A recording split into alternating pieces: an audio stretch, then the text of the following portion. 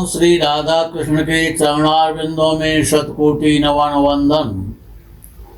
मित्रों को, जिज्ञासुओं को, धर्म प्रेमियों को, ज्योतिष विज्ञान प्रेमियों को हर हर महादेव, बम बम भोले, नमः शिवाय। मित्रों, ज्योतिष शास्त्र ऋषि प्रणीत शास्त्र है, वेदांग है। हालांकि मुनियों ने भी ज्योतिष शास्त्र की खोज की है, लेकिन ऋषियों ने विशेष रूप से की है। मुनि और ऋषि में क्या अंतर होता है? मुनि किसे कहते हैं? जैसे सुखदेव मुनि हैं,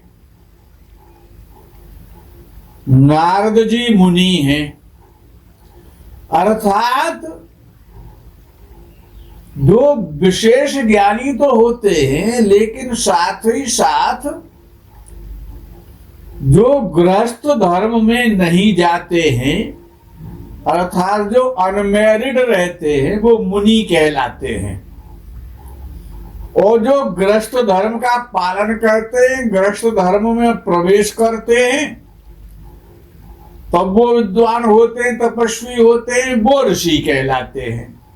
ऋषियों में ऋषि पाराशर ज्योतिष के पितामह कहे जाते हैं।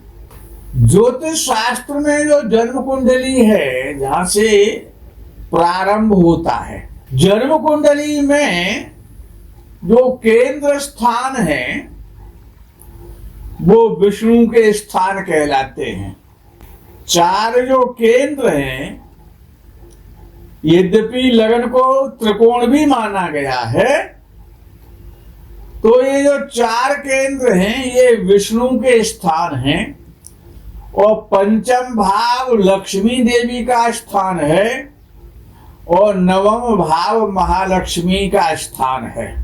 तो केंद्र और त्रिकोण लक्ष्मी और विष्णु के, अर्थात केंद्र और त्रिकोण के द्वारा जो योग बनते हैं वो राजयोग कहलाते हैं। केंद्रों के माध्यम से और त्रिकोणों के माध्यम से जो योग बनते हैं वो राजयोग कहलाते हैं। और राजयोग का मतलब ये नहीं है कि आप राजा बन गए या प्रधानमंत्री बन गए या मुख्यमंत्री बन गए या मंत्री बन गए। ये भी राजयोग में ही आता, लेकिन ये विशिष्ट राजयोग होते हैं। इसके लिए जो राजयोग कहलाते हैं, राजयोग का मतलब है धन संपत्तिवान होना, संसार में सम्मान के साथ जीवन की आवश्यकताओं को सुचारू रूप से पूरा करते हुए सम्मान के साथ जीवन यापन करना, ये राजयोग है। आज हम आपको ये बताते हैं बड़े सरल तरीके के द्वारा कि केंद्र और त्रिकोण के माध्यम से, केंद्र और केंद्र के माध्यम से जो राजयोग बनते हैं उनको आप किस प्रकार देखेंगे। 11 ऐसे राजयोग हम आपको बताएंगे और उनके चार प्रकार हो जाते हैं, तो वो 44 प्रकार के आप जान सकते हैं। बड़ी सरल विधि है। पहला जो राजयोग बनता है वो लग्नेश और चतुर्थेश से बनता है। लग्नेश और चतुर्थेश चतुर्थ भाव में बैठ जाए युति बना करके, या लग्नेश और चतुर्थेश लगन में बैठ जाए युति बना करके, या लग्नेश और चतुर्थेश आपस में स्थान परिवर्तन करने लग्नेश चतुर्थ भाव में बैठ जाए और चतुर्थेश लगन में बैठ जाए, या लगनेश चतुर्थेश को देखे, चतुर्थेश लगनेश को देखे, यानी एक दूसरे से केंद्र में हो जाए। तो लग्नेश और चतुर्थेश के माध्यम से राजयोग बन जाता है।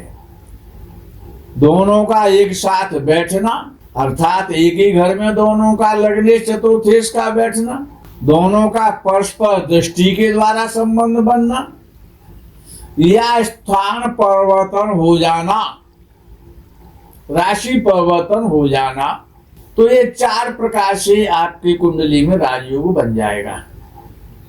इसी प्रकार से लग्नेश और पंचमेश, केंद्र और त्रिकोण, ऐसे कह सकते। लग्नेश यानी लगन का स्वामी और पंचमेश पंचम भाव का स्वामी एक साथ बैठ जाए, पंचम में बैठे या लगन में बैठे, या आपस में लग्नेश और पंचमेश का राशि परिवर्तन हो जाए,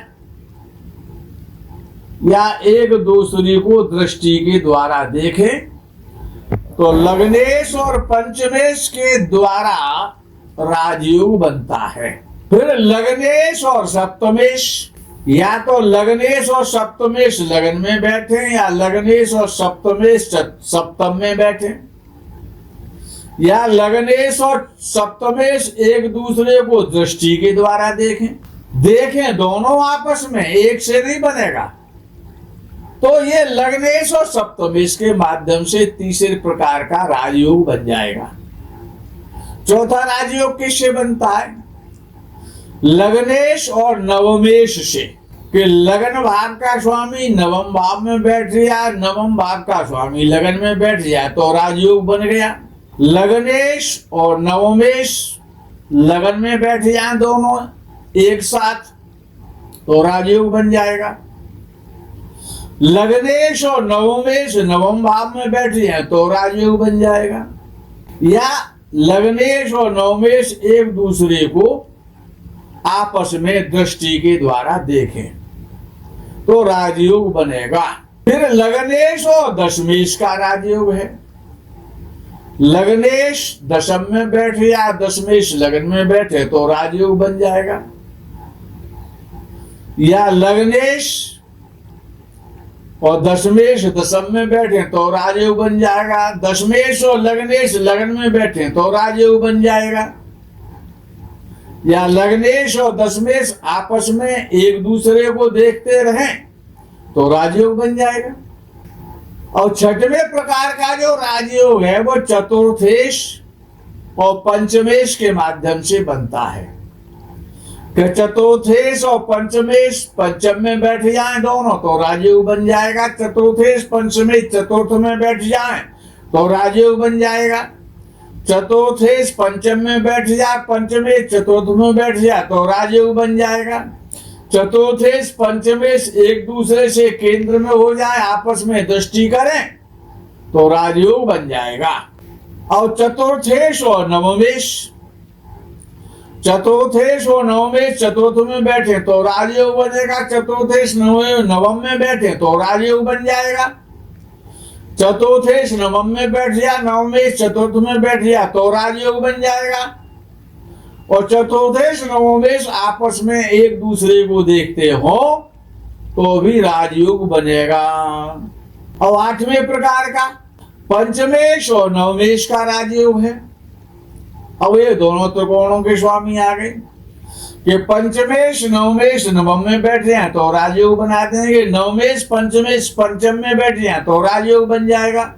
नवमेश पंचम में बैठ जाए, पंचमेश नवम में बैठ जाए तो राजयोग बन जाएगा। नवमेश पंचमेश को देखे, पंचमेश नवमेश को देखे तो राजयोग बन जाएगा। नौवें प्रकार का जो राजयोग है वो पंचमेश और दशमेश के द्वारा है। पंचमेश और दशमेश दशम में बैठ जाए तो राजयोग बन जाएगा। दशमेश पंचमेश पंचम में बैठ जाए तो राजयोग बन जाएगा।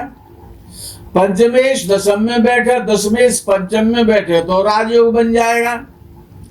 पंचमेश और दशमेश एक दूसरे को दृष्टि के द्वारा देखें तो राजयोग बन जाएगा। और सप्तमेश और नवमेश का राजयोग है, ये दसवें नंबर पे आता है कि सप्तमेश और नवमेश नवम में बैठ जाए तो राजयोग बना देंगे। नवमेश और सप्तमेश सप्तम में दोनों बैठेंगे तो राजयोग बन जाएगा।